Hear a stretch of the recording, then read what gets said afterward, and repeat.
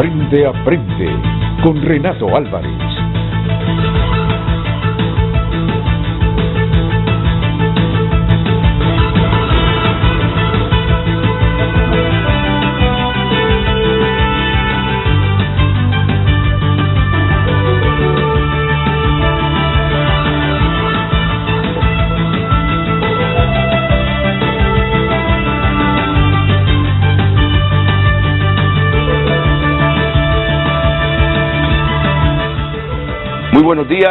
Muy buenos días, bienvenidos a Frente. Como siempre, es un placer estar de nuevo compartiendo un programa y moderándolo, porque de todos los invitados que uno trae diariamente aprende, sinceramente que aprende. Aprende por lo menos el ABC de muchas cosas. Yo no me puedo poner a la par de toda la información, de la ciencia, de la experiencia que tienen mis invitados diariamente, pero sí aprendemos mucho, sí aprendemos bastante.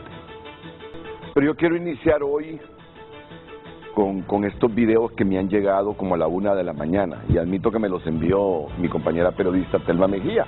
Seguramente a Telma le llegaron y Telma me los envió en la madrugada.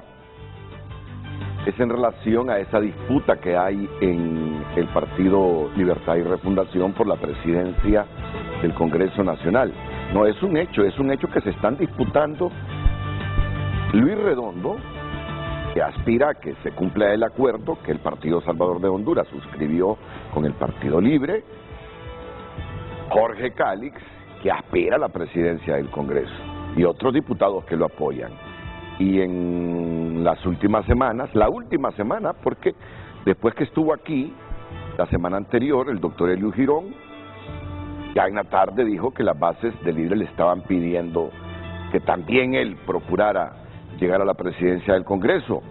Y ayer me llegó estos dos videos de Eliud Girón, la primera parte del mismo. Del territorio 20, profesora Ilse Ivania Velázquez.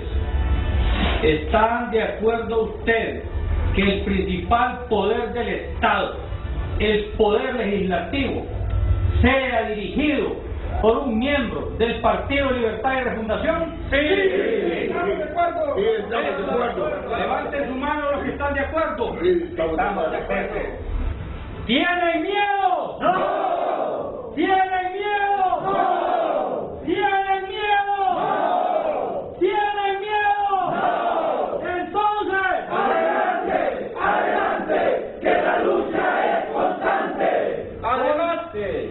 Bueno, miren ustedes qué intenso está la disputa de la presidencia del Congreso Nacional dentro del Partido Libertad y Refundación Libre.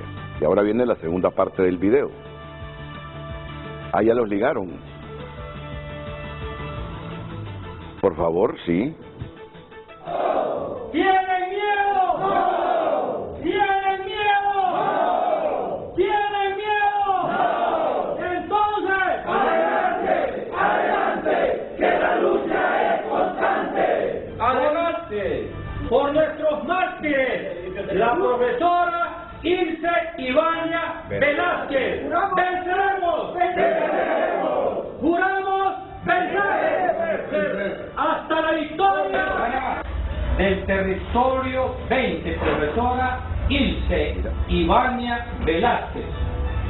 ¿Están de acuerdo ustedes que el principal poder del Estado, el poder legislativo, sea dirigido por un miembro del Partido Libertad y Refundación? Sí. ¿Estamos de acuerdo? Sí, estamos de acuerdo. Levanten su mano los que están de acuerdo. Sí, estamos de acuerdo. Por unanimidad, el territorio 20. Bueno, pues eso es. Hoy mis invitados es para hablar de otro tema, pero ellos no están excluidos de este debate, porque hoy vamos a abordar un tema que ya nos lo anticipó la producción, apareció en pantalla, muy importante. Y si quieren, comenzamos con Vivian Montoya y la lectura de ese titular que tenemos hoy para el programa, y luego se los explico y presento a mis invitados del que pediré un breve comentario también sobre esta disputa de la presidencia del Congreso Nacional. Vivian, buenos días. Buenos días, Renato, y también a toda la audiencia de Frente a Frente. De inmediato leemos la pregunta de esta mañana para que ustedes comiencen a interactuar con nosotros a través de las redes sociales Frente a Frente HN en Facebook y en Twitter. Y la consulta de hoy dice: a la luz de los últimos informes del BID y Banco Mundial, ¿son creíbles las cifras que nos deja el gobierno de Joe? Envíe sus mensajes a las redes sociales Frente a Frente HN en Facebook y Twitter para que podamos dar lectura a sus mensajes. Seguimos con más. ¿Son creíbles las cifras que nos deja el gobierno del presidente Juan Orlando Hernández? Esa es la pregunta. Esa es la pregunta. Y esto nos va a servir de mucha reflexión, orientación e información para todos los hondureños que tienen unas enormes expectativas ahora que asuma la presidencia de la República doña Xiomara Castro de Zelaya. Qué fácil o qué difícil tendrá administrar Honduras Xiomara Castro, generar empleos, mejorar los salarios. Todas estas preguntas forman parte de las expectativas que la gente se ha hecho, que ahora las cosas se iban a cambiar. Pero qué tantos problemas o fortalezas deja a la administración de Hernández para que sin mayores tropiezos la presidenta Castro allane el camino a este mejoramiento del nivel de vida de los hondureños. Hay que estar bien informados, la información es fundamental y eso es lo que hoy pretendemos y reflexionar sobre ella. Por eso tenemos aquí a José Luis Moncada. José Luis, bienvenido, es un placer tenerlo en Frente a Frente. Gracias, muy amable. Lo mismo que a don Julio César Raudales. Bienvenido, don Julio. Buenos días, Renato. Es un placer tenerlo.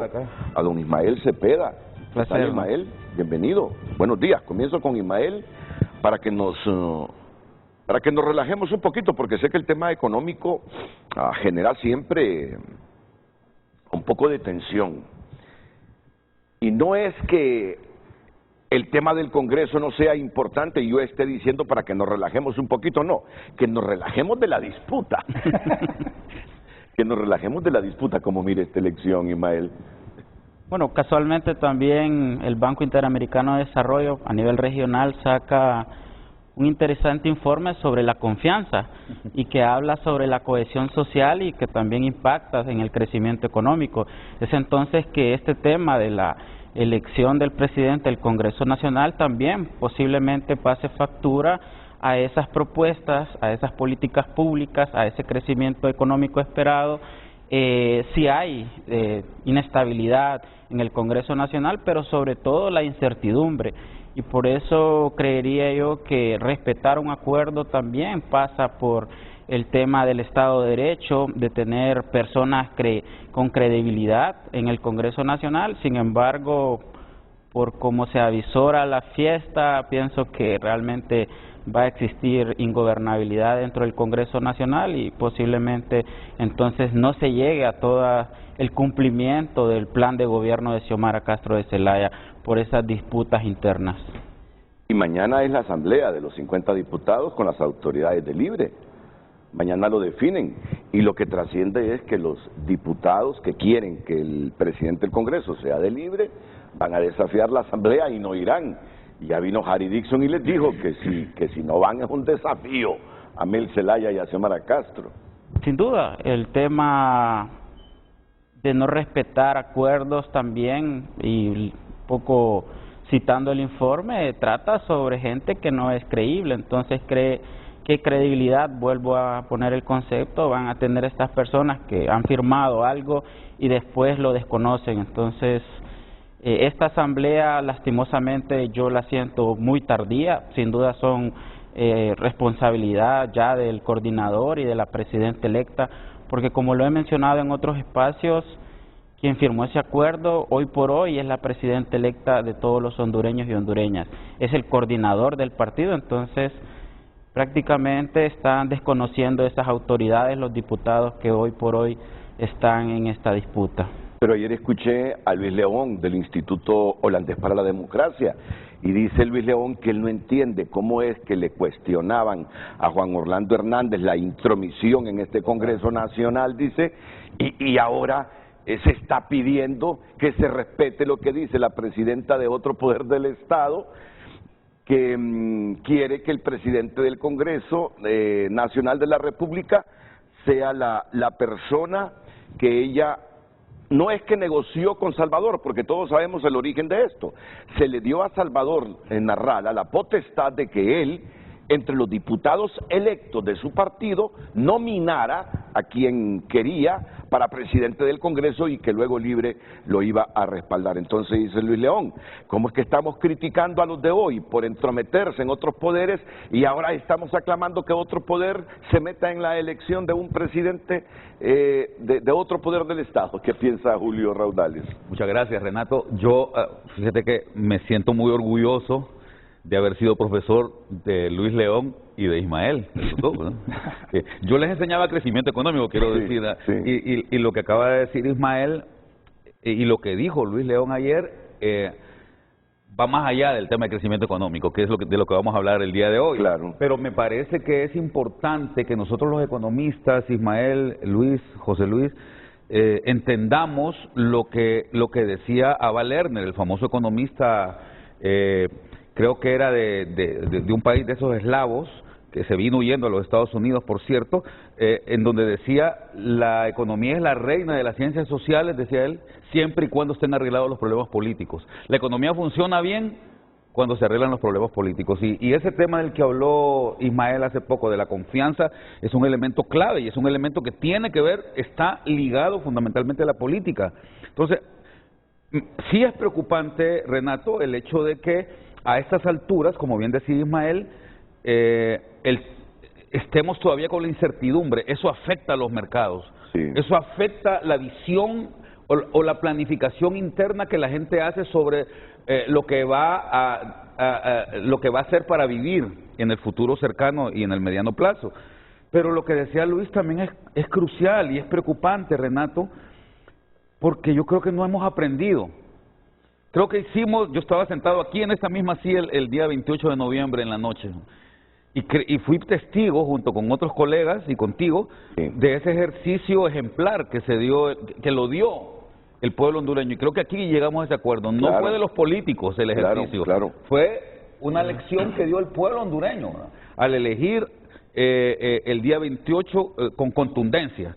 Pero es una pena que los políticos sigamos igual, saltándonos los acuerdos, pasando por encima de las instituciones, Renato. Ha sucedido siempre, hubo incluso un diputado aquí que dijo a la Constitución hay que violarla las veces que sea necesaria, y yo me pregunto, ¿qué necesidad había de generar un acuerdo político pasando por encima de lo que establece la Constitución de la República, que garantiza la independencia de los poderes, la autonomía de las leyes y el imperio de la Constitución de la República? Eso es realmente lo preocupante, porque yo estoy de acuerdo, los acuerdos son necesarios, sí. Es bueno llegar a consenso, sobre todo para hacer alianzas, se hacen en España. Yo sé que vos sos seguidor de la política española, y viste el gran acuerdo que hicieron el PSOE con Podemos y los otros grupos de izquierda, la Izquierda Unida, para poder gobernar actualmente y mantener gobernabilidad. El acuerdo que hizo Boric, que ayer lo estuvieron conversando acá, ¿verdad? Para unir a la izquierda chilena también y poder gobernar. Eso está bien, pero esos acuerdos deben de hacerse en el marco de la Constitución y de las leyes. A mí no me cabe en la cabeza que una tercera persona que no es del Congreso Nacional decida ex ante quién va a ser el presidente del Congreso, ¿verdad? Eso, más allá de que también estoy con Ismael en el sentido de que los acuerdos, ya que se hicieron, hay que respetarlos, ¿verdad? Pero es una pena que no hayamos aprendido la lección de que cualquier acuerdo político tiene que estar sujeto al marco legal y constitucional, si no estamos sentando precedentes nefastos y seguimos en el camino de lo que ha hecho el actual gobernante, de saltarse la Constitución de la República, de interferir o de intervenir en otros poderes del Estado, minando la confianza y la gobernanza del país. El tema es sensitivo porque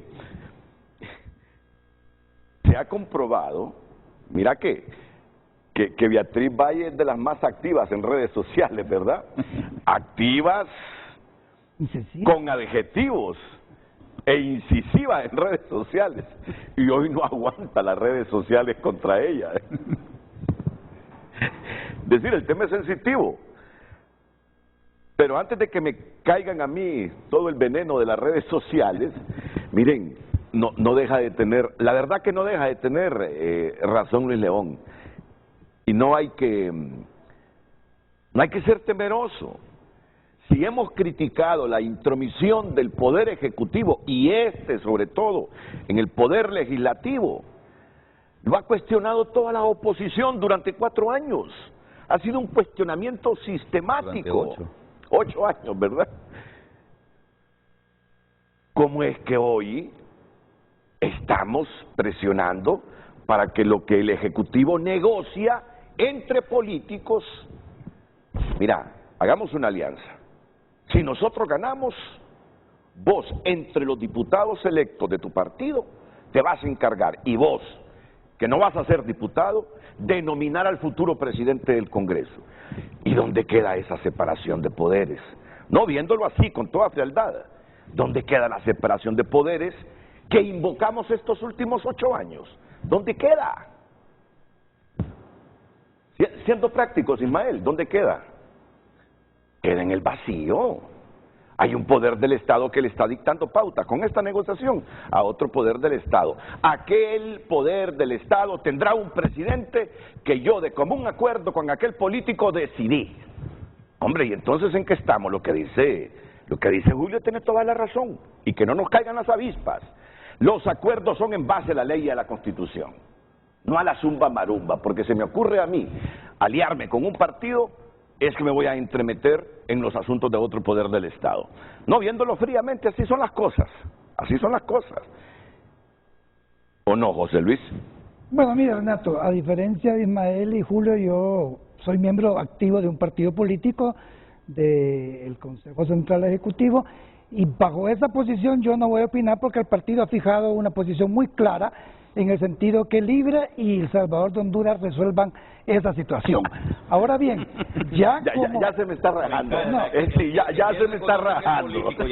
Pero ya individualmente yo le puedo decir que los efectos que tienen estas situaciones políticas en la economía son preocupantes, ¿verdad? Sí. Es decir, yo reconozco y hay que reconocer que Salvador Narrala, después de los 2 ejercicios anteriores fue de avanzada, porque avanzó a un convenio, a un acuerdo, ¿verdad? Cosa que no había hecho en el pasado, me explico. Y yo creo que recuperó lo que había perdido en los 2 procesos electorales anteriores y ahorita está en una posición que todos sabemos, que sea lo mejor para el país o no. Esos son temas que yo comparto los 2 criterios y el suyo de lo que ha mencionado. Pero la economía y la política es como la moneda. Uno está a un lado y otro está al otro lado.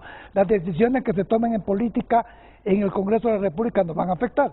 Y mire, Renato, nosotros no tenemos que ser cortoplacistas y pensar solamente en la elección del presidente y la Junta Directiva. Es en los 4 años de la legislación y del Congreso. ¿Qué confianza va a existir en las fuerzas políticas para poder aprobar los proyectos de ley que Honduras necesita para salir del estancamiento que estamos en este momento en temas sociales, en temas económicos, en temas de infraestructura, en temas de relaciones internacionales? Es decir, tenemos que tener un pensamiento más a largo plazo en el sentido de esa confianza que hay que construir. Que el ejercicio del jueves y viernes va a ser una muestra de lo que pueda pasar, no tengo ninguna duda, pero sí es preocupante y los agentes económicos también están atentos a eso, como decía Julio. Es decir, la incertidumbre de elecciones ya pasó, ya tenemos una presidenta electa, ya tenemos un Congreso, pero ahora los inversionistas y la confianza y la calidad que tenemos que ganar va a ser en la gobernabilidad, en la capacidad del Ejecutivo de poder reaccionar en una situación que está dejando el actual gobierno bastante difícil y en la capacidad de poder atraer inversión, que es generación de empleo, que es trabajo, que es disminución de pobreza. Entonces, yo creo que tenemos que tener una visión un poco más a mediano y a largo plazo. No, correcto, me parece que es oportuna su reflexión, porque con la conformación que tiene este futuro Congreso Nacional, la negociación va a ser fundamental, Julio, máxime con todas las promesas que se hicieron. Pero dentro de la ley. No, claro. Es decir, pero la negociación ya con la conformación del Congreso, es decir, yo entiendo si Manuel Zelaya Rosales y doña Xiomara están hablando con el Partido Liberal. Entiendo inclusive Natural. si están hablando con el Partido Nacional. Absolutamente natural. ¿Y por qué entenderlos? Solo son 50 los diputados de Libertad y Refundación. Son 10 los de Narrala. Son 60. Y ocupa 65 para un montón de- Elegir junta directiva para mayoría simple. Y esas grandes transformaciones que pretenden y que requieren algunas de ellas, reformas constitucionales, necesitarán de 86. ¿De dónde lo sacan? Que Renato, es que Tienen que dialogar. es natural, Sí. a ver, la divergencia, el debate. El Congreso Nacional, justamente su riqueza consiste en que es un órgano de debate, Claro. donde fuerzas dispares, disímiles se encuentran para llegar a acuerdos. Siempre y cuando, repito, y yo en esto perdóname, yo tengo que ser bien claro, yo no soy abogado, pero como soy economista y aprendí esa lección de Ava Lerner, me he dedicado a leer en los últimos años, ya leo menos economía que lo que leo a Robert Nozick, a Rawls y a los grandes tratadistas sobre temas que tienen que ver con gobernanza y con política, ¿verdad? Porque si no, la economía no funciona. Si no, no funciona la economía. Y lo que tenemos que ir buscando, Renato, es cómo lograr que esos grandes retos que el país tiene en este momento, que están ligados al tema de la miseria, de la generación de ingresos, de la atracción de inversiones, de el cuidado del ambiente, que van a tener un impacto fuerte en la vida de las personas, sean para bien, pues. Entonces, eso está, la base fundamental de eso está en la política. Correcto. Bueno, miren, recuerden que el tema central es el que está en pantalla. A la luz de los últimos informes del BID y el Banco Mundial, que los van a tener aquí graficados esta mañana y con todo lujo de detalles, ¿son creíbles las cifras que nos deja el gobierno de Jo? ¿Qué tantas dificultades encontrará el gobierno de Xiomara Castro para generar crecimiento económico en el país? Todas estas preguntas aquí con los economistas serán debatidas esta mañana. Lo otro es que hoy sesiona el Congreso Nacional y ayer se revolvió lo que hoy es oposición, porque miren lo que van a aprobar. Se los ubico ahí en pantalla.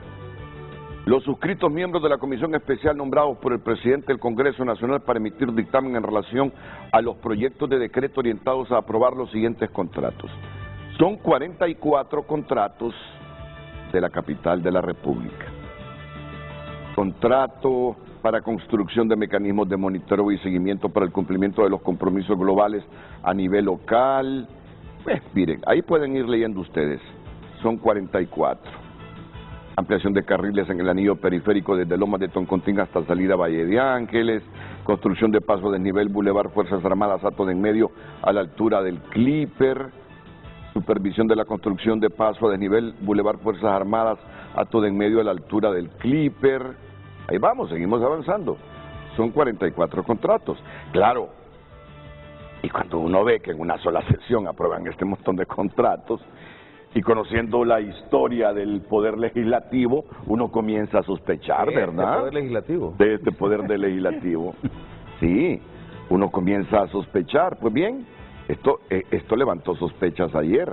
Pero parece que una explicación que era contratos, proyectos que ya estaban en obra y que se tienen que confirmar el contrato por el Congreso saliente. Eso Sí. es lo que yo escuché, ¿verdad? A eso Yo creo quería que llegar. A veces se dan especulaciones que más bien Lo que distorsionan un poco las cosas, ¿verdad? Lo que Yo- necesitan es la continuidad y la certeza la de continuidad esos certeza, entonces contratos. necesitan reafirmar los contratos. Entonces yo creo que ahí tenemos que, sí hay otros acuerdos que sí están un poco preocupantes, ¿verdad? Generación de energía por carbón y una cantidad de cosas ahí que me parece que hay que analizarlo, no es que esté en contra, porque creo que la generación de Pues, energía es necesaria en el país, ¿verdad? Pedro Barquero reaccionó ayer y dijo: el narcogobierno de Juan Orlando Hernández continúa robando, abusando y aprobando nuevos contratos y beneficios para sus amigos. Ya casi se van y siguen destruyendo el país. Paren de robar, después no digan que es persecución política o inseguridad jurídica. Pero igual hubo más reacciones. Hubo la reacción del actual alcalde, Jorge Aldana. Justamente fue Gilberto, alcalde electo, fue Gilberto Ríos el que me envió estos tweets de Aldana. En este momento, dice, los diputados del Partido Nacional están llevando a cabo un atraco más a los capitalinos. Días antes de irse, pretenden comprometer recursos públicos de la nueva administración y así empeñar el futuro de la capital. Los hondureños queremos gobiernos diferentes, honestos, transparentes. Por eso sacamos al Partido Nacional de la presidencia de la capital. Por eso lo sacamos de San Pedro Sula y de muchos municipios más. Y escribió un tuit más. Lo que están haciendo es inadmisible y es una falta de respeto a la voluntad del pueblo hondureño. No lo vamos a permitir. Vamos a dar la batalla jurídica y en el Congreso para revertir este atraco. Bueno. Habría que analizar bien eso. No, correcto. Lo que quiero es dar un recuento de todo lo que pasó ayer. Pero me escribió Aníbal Elner, que es el gerente de movilidad urbana de la actual alcaldía, explicándome en qué consistía justamente lo que enviaron al Congreso Nacional. Pero también esta madrugada recibí el mensaje de Aristides Aceituno, que es asesor de comunicación del alcalde actual, Narriafura. Buenas noches, me dice. Con todo respeto y consideración, sos mi amigo Aceituno y tú sabes que las críticas tuyas y las sugerencias tuyas, fuimos compañeros de universidad siempre serán bienvenidas. Buenas noches, con todo respeto y consideración. No pretendo incomodarte, jamás una expresión tuya me va a incomodar a mí. Si se quiere darte una breve orientación, similar como te lo dijo Aníbal, sobre esos 44 contratos. Si los lees detenidamente, todos son proyectos que están en ejecución y otros cuasi terminados. Bien mencionaste sobre las ampliaciones de bulevares que se han venido haciendo y no se han terminado. Y como termina el periodo administrativo de esta corporación, todos los proyectos que no se cumplieron por el tiempo se mandan al Congreso Nacional para refrendar la continuidad de los mismos en una nueva administración a otra. En el periodo anterior que el actual alcalde repitió. Lo mismo se hizo. Los contratos que no se terminaron se mandan al Congreso Nacional como normativa de un cierre administrativo a otro. Y me sigue diciendo Aristides Aceituno, es feo escuchar que la diputada Medal, de filiación liberal, opinó sin saber, pero igual el amigo Aldana ya se dio cuenta que no sabe de muchas cosas administrativas, aunque él, siendo regidor, aprobó todos esos proyectos y ahora no puede alegar desconocimiento de ese proceso si lo vivió en la administración pasada. Solo te digo, el tiempo te dará la mejor respuesta a lo que se hizo y se hará. Revisa entre líneas el mensaje o discurso de Aldana. Reconoce que Tito bajó el número de empleados, pero sigue diciendo que hay paracaidistas. De 4.900 que dejó Ricardo, se dejó a 2.600. Creo que sacó un 40%. Él dice que es un millonario endeudamiento de 6.000 a 7.000 millones y la deuda es de 5.425 millones a 15 años. Este año de gracia o cero pago. El mismo Aldana dice que es pagable y no es malo endeudarse, pero dice que los puentes y el cemento no sirven para la gente, que no hará más cemento, pero dice que hará un malecón, dice que dará agua a las 24 horas del día, que hará la represa del Hombre, ya está licitada, los estudios ya están licitados y los proyectos que están no son suficientes. Ahí en esos proyectos están la represa San José y el reservorio del Picacho, que ya están en proceso de construcción. Amigo, me dice Aristides Aceituno, un abrazo. Te voy a mandar el informe de rendición de cuentas de esta administración como ilustración que te pueda servir de comparativo o medición con esta nueva administración. Saludos y cuídate miles, siempre mi cariño, mis respetos. Igual para ti, Aristides. Y Aníbal Erler ayer mismo nos envió el siguiente mensaje que rápido voy a leer y no voy a quitar más tiempo sobre el tema que tenemos para hoy. Mi estimado, dice, esos contratos están en ejecución actual o por finalizar. Lo que se solicita es la extensión de tiempo, la ampliación de tiempo para que la nueva corporación los termine. Ninguno de ellos es algo nuevo. Basta con leer las obras a las que se refieren para identificar que son obras ya finalizadas o por finalizar. Es un requisito legal la revisión del Congreso de todos los contratos en ejecución al momento de un cambio de corporación. Bueno, Pues yo creo que ahí se disipa. Lo que debemos de rescatar de estos hechos es que realmente algunos proyectos son necesarios la continuidad, y aquí que el maestro trabajó en el plan y visión de país, esa es la aspiración real de la planificación y sobre todo de la ejecución de los proyectos que realmente puedan existir, o pues hay una transformación social, política y económica. Tal vez hoy por hoy se está debatiendo el tema de la alcaldía, sin embargo el nuevo gobierno debe revisar, evaluar todos esos proyectos de infraestructura productiva que tiene actualmente y que son motores de crecimiento económico, ya ligando al tema que nos convoca el día de hoy, para saber cuáles posiblemente necesitan la continuidad o la ampliación o nuevos proyectos de infraestructura, siempre y cuando también, aunque yo no soy muy creyente de ese discurso de seguridad jurídica, porque en el marco construido realmente es para favorecer intereses particulares,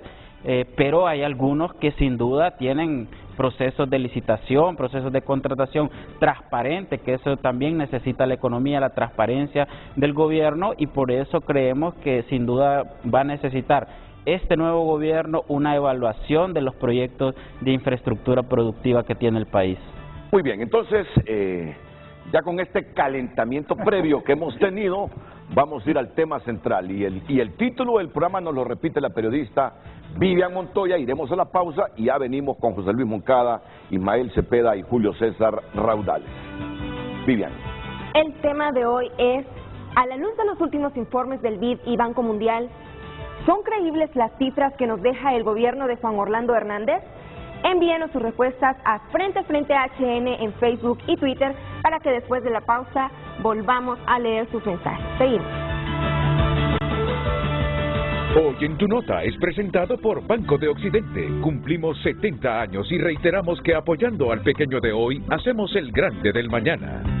Si está pasando, está en tunota.com, y así está nuestra portada a esta hora de la mañana. Y justamente del tema que se acaba de hablar aquí en el programa, diferentes sectores denuncian aprobación de contratos en el Congreso para beneficiar amigos del gobierno. Pero bueno, ya se aclaró aquí que son contratos vigentes y legalmente se le debe dar continuidad. Vicepresidente de Taiwán acudirá a toma de posesión de Xiomara Castro de Celaya. Recuperan cuerpo de una menor migrante en el cauce del río Bravo en México. Más de 20.000 accidentes de motocicletas se registraron en 2021, según el 911.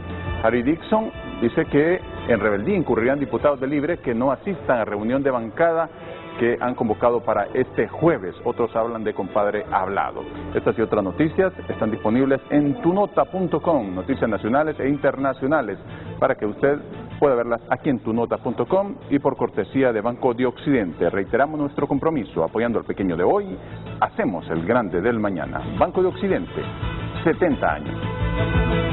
Hoy en Tu Nota fue presentado por Banco de Occidente. Cumplimos 70 años y reiteramos que apoyando al pequeño de hoy, hacemos el grande del mañana. El tema del día, seguimos dándole lectura, dice, a la luz de los últimos informes del BID y Banco Mundial, ¿son creíbles las cifras que nos deja el gobierno de Juan Orlando Hernández? Tenemos ya el debate aquí en Frente a Frente. La gente está con muchas expectativas, ¿verdad, Ismael? Así muchas es. expectativas. Al tope. Está demasiado alta la vara, como decimos Sí, popularmente. Bueno, mire, Renato, yo considero que una transición de gobierno es un momento muy importante para el país, sobre todo cuando hay un cambio de un partido político a otro partido, después de 12 años, de un proceso electoral que a nivel presidencial resultó bastante positivo, una presidenta electa, Xiomara Castro, que viene arrastrando una trayectoria política con su esposo, crea una expectativa para la oposición bastante alta, una expectativa que yo llamaría a escalonar, porque indiscutiblemente la esperanza y la necesidad de transformaciones los hondureños la tenemos y la necesitamos, sobre todo esa clase baja. La pobreza en Honduras anda en un 54% en el nuevo ranking de medición y la extrema pobreza anda casi en 30%. Entonces, y la clase media, los pymes del sector agrícola tienen una expectativa, esas reuniones que yo creo que son correctas que está teniendo el gobierno de transición con los diferentes sectores para auscultar cuáles son esas necesidades, son sumamente importantes, pero yo llamo a la reflexión de que esas expectativas sean moderadas y graduales. Sobre todo porque los indicadores que se están quedando no son los mejores que esperamos después de 12 años, porque mire, cuando usted tiene varios gobiernos, usted puede tener diferentes indicadores, pero usted lo que espera que en 12 años haya una recta de indicadores realmente al crecimiento, más allá de las situaciones externas que pueden acontecer como IOTA, como la pandemia y demás, usted espera eso. Para mí los dos estudios, tanto el del BID, que es reciente y que me parece que tiene unas cifras interesantes que nos pueden hacer reflexionar cuáles son los problemas y cuáles podrían ser las soluciones. También el Banco Mundial acaba de realizar el año pasado un estudio bastante profundo que arrastra estadísticas a lo largo de 10 años y que llega a conclusiones de los problemas estructurales que el país tiene, que tienen que ver con productividad ineficiente, que tienen que ver con capital, que tienen que ver con mano de obra y la falta de diversidad de la productividad que los hondureños tenemos. Yo creo que las estadísticas nos indican realmente cosas interesantes. Por ejemplo, el índice de crecimiento en el país del 2000 al 2019 fue un promedio de 3.9, casi 4%. Mire, el país no va a crecer, ni va a tener un impacto de disminución de pobreza si nosotros no tenemos un crecimiento por arriba del 6% y constante en varios años. De cosa contrario, pues realmente vamos a seguir estancados en muchos de los indicadores. El tema de la balanza fiscal, yo creo que ahí tenemos un cuadro que en ese aspecto yo creo, y Julio y Ismael me pueden apoyar, en ese cuadro nosotros, balanza fiscal, yo creo que es un cuadro que está antes. La balanza fiscal, el nosotros... económico. Creo que debe ser después entonces, ¿no? No, antes creo. Balanza fiscal de la Administración Central, nosotros encontramos que realmente hubo una disminución y que hubo un manejo acertado de parte del gobierno en el 2017, 2018, 2019.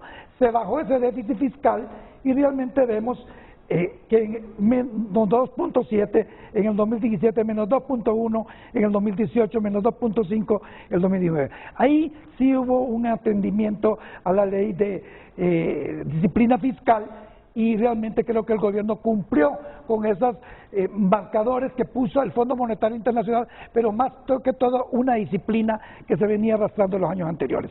Si nosotros vemos 2020, 2021, 2022, vemos que hay realmente un decrecimiento total. Vemos un 5.5, un 5.4 para el 2021 y que yo considero que va a ser más alto.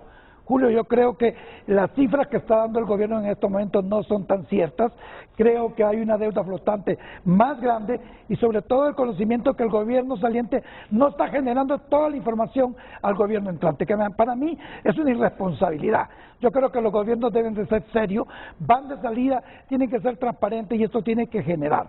Para el gobierno entrante va a ser un poco difícil poder tomar posesión y tomar decisiones hasta que no conozca a profundidad realmente cómo encuentra el país.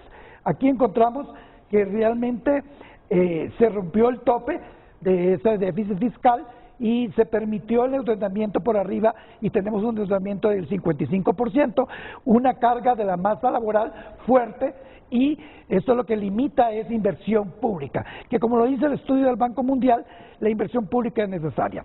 Este es un cuadro de análisis del BID que me parece interesante. La pobreza total. Nosotros tenemos un cuadro de lo que es la pobreza total y encontramos que realmente en la nueva metodología la pobreza en Honduras anda en un 54% en el 2021 y un 29% o 30% en la pobreza extrema. Realmente si nosotros hacemos una comparación de lo que es la inversión que el Estado ha tenido colocado para la disminución de la pobreza y la disminución no tiene ninguna relación. Eso quiere decir que no se enfocaron correctamente los recursos ni que se generó inversión pública ni privada para poder contribuir a bajar esos indicadores. Esto realmente es preocupante y podría ser que sea más. Yo siento que este indicador podría ser más porque los huracanes y la pandemia pudieron acrecentar estas cifras que estamos señalando en el informe del Banco Interamericano de Desarrollo. Miren, el indicador de Estado de Derecho que proyecta World Justice Project, por sus siglas en inglés, mostró un deterioro de situarse en el puesto 126 de 139 países, de 27 de 30 países de América Latina. Gobernanza, transparencia y rendición de cuentas, el gobierno bajó sustancialmente. De 139 países estamos en 126. Y ahorita lo estamos viendo, porque en el momento que el gobierno no es transparente ni está rindiendo cuentas al gobierno entrante, está generando esa duda. Y esa duda lo que genera es incertidumbre. Y esa incertidumbre lo que genera es falta de confianza nacional e internacional para la inversión, que es la que genera trabajo, la que genera impuestos. Son temas que realmente son preocupantes. La inversión extranjera directa, ahí lo que vemos es una disminución sustantiva, tiene que ver con el punto anterior, es decir, Honduras compite con todos los países de Centroamérica para atraer inversión de Estados Unidos y atraer inversión de lo que es Europa y Asia, y nosotros vemos una disminución sustantiva del 2018 al 2020. Tal vez del 2016 y 2017 hubo un indicador que realmente se mantuvo, pero en términos generales las inversiones en Honduras no han pasado de 1.200 millones de dólares y ahorita han bajado casi a 350 millones de dólares, que es una inversión pírrica en comparación a lo que podemos ver en Costa Rica y en Guatemala. La percepción de corrupción ha subido sustantivamente, de 180 estamos en 157. Estos indicadores realmente, compañeros, son preocupantes. Mire, él nos está haciendo un resumen del último informe del BID. Sí. Él nos está haciendo un resumen del último informe, que es del mes de diciembre del Banco Interamericano de Desarrollo BID. ¿Cómo está Honduras? El desempeño logístico. Honduras está de 167 en 93%. Solo el 23% de la red vial está pavimentada. De esta, el 39 está en malas condiciones y un 32 en condiciones regulares. Si es bien cierto, este gobierno, hay que reconocer, invirtió en infraestructura, en carreteras, ya sea pública o con concesiones como COVID, en los puertos y en los aeropuertos todavía hay una deficiencia. Y si nosotros queremos apuntarle al agro, tenemos que invertir en carreteras secundarias y terciarias para que la producción pueda salir. De nada nos sirve un canal seco si realmente no tenemos conectividad con el sector productivo nacional. Energía.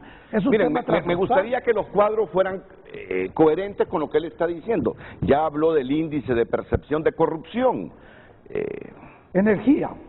Mire, la deuda del PIB, del sistema energético, representa el 11.5. Yo creo que puede representar más. Creo que hay que actualizar esta cifra, ¿verdad?, del PIB. Las pérdidas técnicas y no técnicas de empresas de distribución rondan en un 34%. Realmente es elevado. 7.5 es bastante, estamos hablando de 70.000 millones de lempiras. Exactamente, es alto. En el tema de banda ancha, realmente tenemos una deficiencia tremenda. De 141 países estamos en el 93.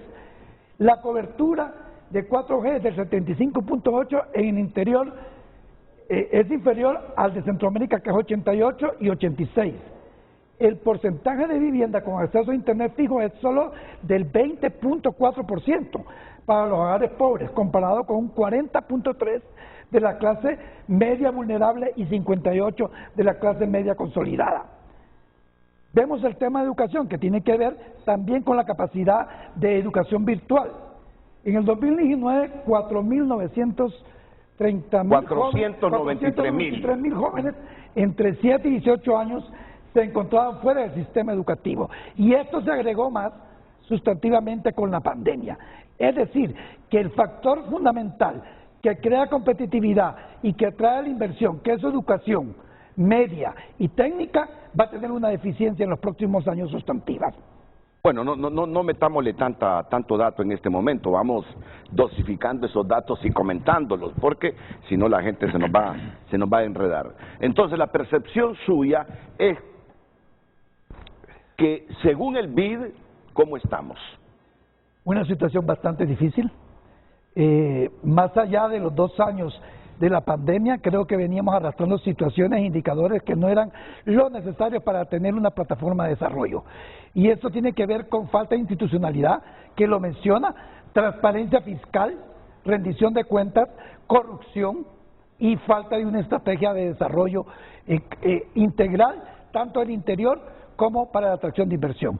Es decir, el BID y el Banco Mundial enfatizan que hay tres elementos fundamentales: mano de obra, capital y productividad.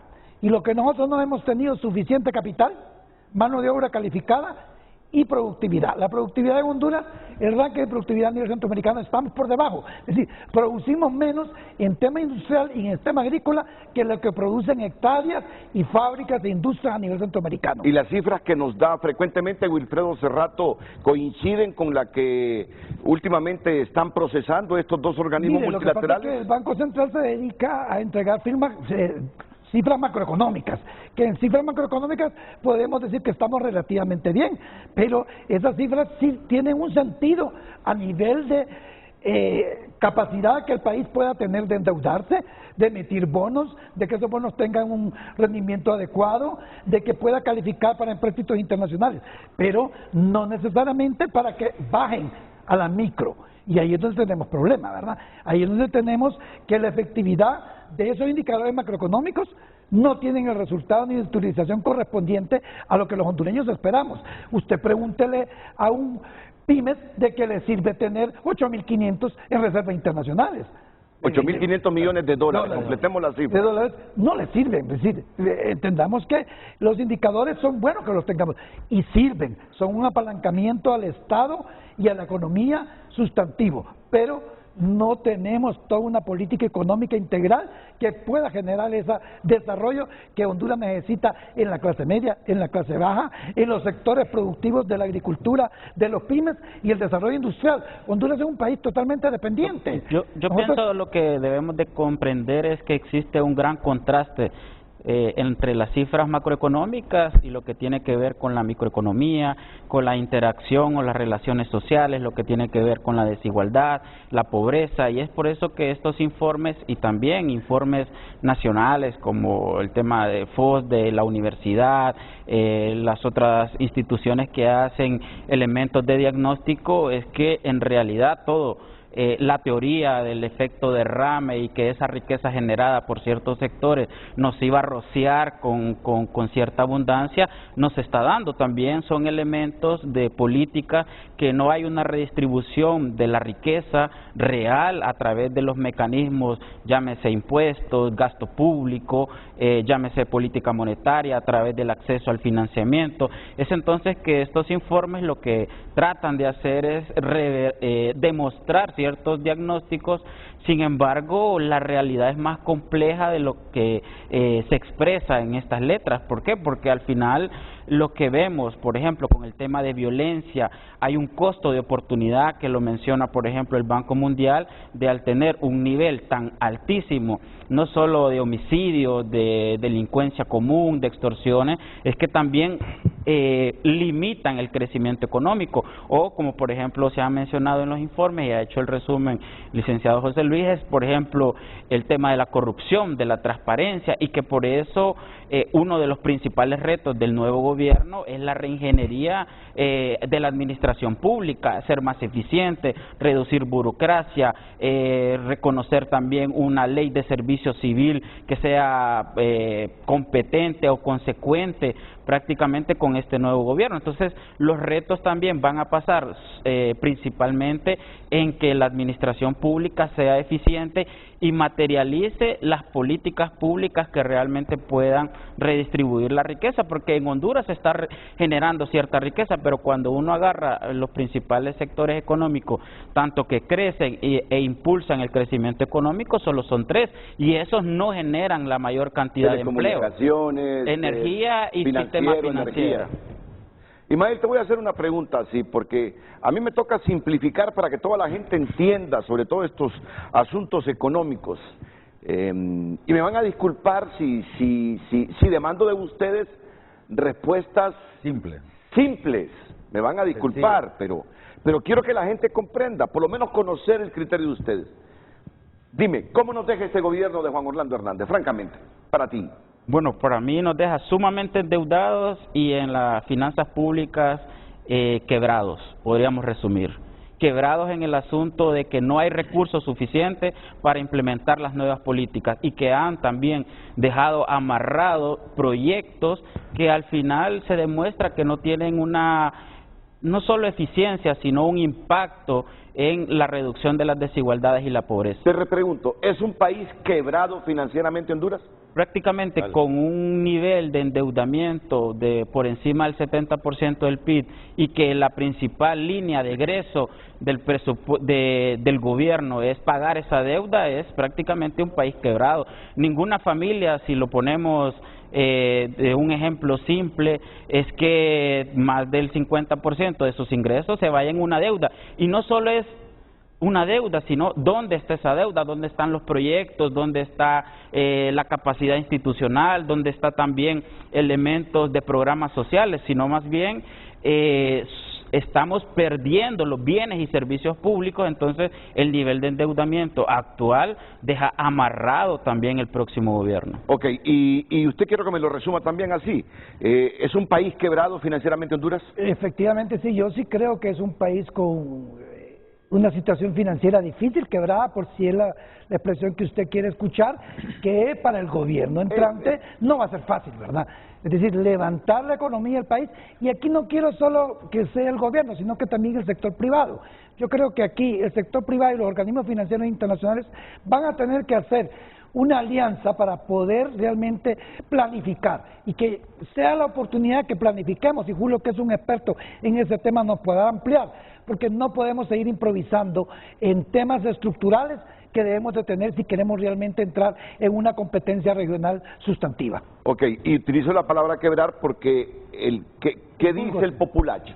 Quebrar. Quebró esa empresa. Sí. Así lo entiende la gente. Sí, no, yo entiendo. Ahora, y tengo también la obligación de preguntárselo de esa manera. No se los debería preguntar porque yo no dudo de la ética ni de Ismael ni de José Luis, mucho menos de Julio Raudales, pero tengo que preguntárselos. Me están hablando hasta ahora, al final de este gobierno, porque ya se va, que el país está quebrado. No, yo pienso que los tres en muchos foros hemos desarrollado. No, pero tengo la obligación de preguntárselos porque seguramente mucha gente empieza a decir, hasta ahora están diciendo que Honduras está quebrado. Los tres hemos sido muy críticos, hemos mencionado el endeudamiento, cómo fue creciendo, la utilización de los recursos, todos esos proyectos de protección social que realmente no generaron, inversiones que no. Yo le añadiría que aún miembros de la Comisión de Transición, que también usted los ha tenido en este foro, saben la situación del país. Es entonces que también, ya le traslado la pelota, es que va a ser muy difícil justificarse que no realizan, no implementan políticas públicas porque no hay recursos, si ellos también ya sabían la situación del país. Ok, solo permítanme la pausa para que luego entre Julio Raudales. Aquí coincide José Luis Moncada e Ismael Cepeda que Honduras está en quiebra. Que Honduras está en quiebra. Y utilizo la palabra quiebra, lo repito, porque es de mejor comprensión para todo el mundo. En quiebra quien administra el Estado, es decir, el gobierno. Claro. Pero el país como tal es un país con suma riqueza. Mucha riqueza, sí. Y a pesar de que lo han quebrado varias veces, y aunque cojeando, sigue de pie como Estado. Los hondureños del sector privado han reaccionado y son los que lo mantienen. Ok. La Comisión de Transición se queja que no tiene toda la información, que no le han soltado la información de la realidad del país. ¿Es así, Julio? Así es. Cada uno de los que está aquí ha hablado con gente de la Comisión de Transición, cuestionan que no se les ha abierto las puertas para informarse objetivamente de qué país van a heredar. Así de simple. Lo otro, el pueblo tiene una expectativa enorme sobre la eficiencia y eficacia en todo aspecto, comenzando por lo económico en el gobierno de doña Xiomara Castro de Zelaya.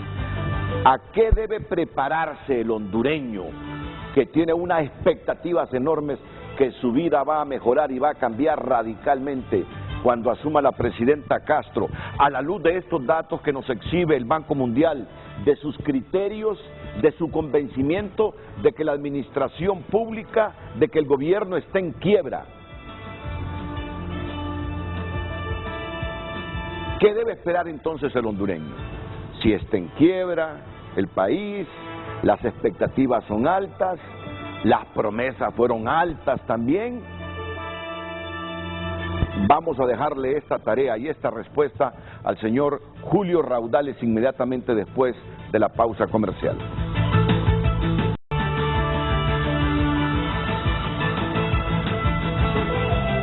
Miren que estas reflexiones me las hacía Rubén Sorto hace algunas semanas. En el 2006 me dice, a Mel le tocó administrar abundancia. En este 2021, o 22, perdón, a doña Xiomara le tocará manejar escasez. Miren qué buena reflexión, ¿eh? Es cierto. En el 2006 a Mel le tocó administrar abundancia. En el 2022, 2026, a Xiomara le tocará manejar escasez. Salarios, se comen más de 105 mil millones de lempiras del presupuesto. ¿No es cierto? La relación deuda-PIB que agarró Mel era de 25%, hoy anda en 61%. La deuda externa que le dejaron a Mel fue de 1.200 millones de dólares. Doña Xiomara le tocará manejar una deuda pública de 16.000 millones de dólares, casi la cifra que ustedes manejan como FOSDE. En el 2006, la institucionalidad era más sólida, hoy está debilitada y casi ausente. Vamos entrando al punto clave, porque aquí hablábamos internamente que los partidos de oposición todos sabían el país que heredarían en caso de ganar las elecciones. Y aún así, prometieron que iban a cambiar las cosas. Pues les ha llegado el turno de cambiar las cosas. ¿Qué tan fácil es cambiar las cosas que heredan? Ese es el puntito, Julio. Muy bien dicho, Renato. Mira, yo quisiera puntualizar en algunas cuestiones con mucho rigor, porque yo soy profesor de macroeconomía. Claro. Y me siento obligado a aclarar y a decir las cosas de forma bien simple para que todo el mundo las entienda. Primero, no es tan cierto que a Mel Zelaya le tocó administrar abundancia en el 2006. Esa es una leyenda, eso es algo que se forjó. Yo era del gobierno en aquel tiempo, yo era un técnico. Quiero decir que yo soy del gobierno, fui del gobierno desde el 89 hasta el 2014. ¿verdad? Empecé metiendo datos en el 89, en el año de la transición de Don Ascona a Callejas, metiendo datos en el presupuesto. Y tuve muchas vivencias ahí, viví muchas transiciones a lo largo de mi vida, Renato. Y todas ellas tienen una particularidad, ¿no? Todas ellas tienen una particularidad. Y yo no quiero defender acá al gobierno de Zelaya o a la gestión de Zelaya, pero yo creo que estoy obligado a aclarar, por ejemplo, que se le redujo el servicio de la deuda para comenzar. Ese discurso que se vendió de la mesa servida también estaba un poco sobreestimado.